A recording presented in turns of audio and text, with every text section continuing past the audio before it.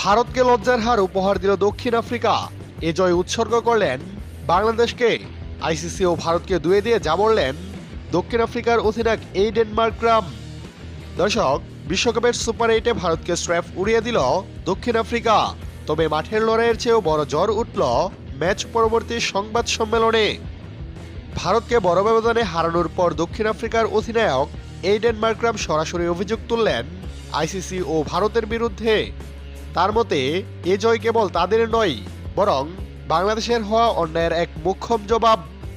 আজকের high voltage ম্যাচে টসে জিতে প্রথমে ব্যাটিং করতে নামে দক্ষিণ আফ্রিকা।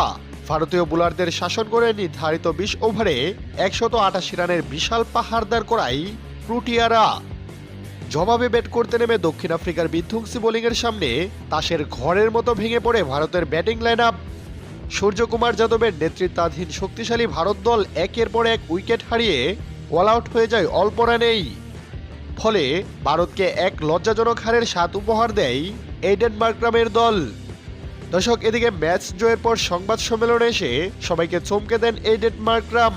ভারতের বিপক্ষে জয়কে তিনি বাংলাদেশের সাথে হওয়া অন্যায়ের প্রতিশোধ হিসেবে উল্লেখ করেন।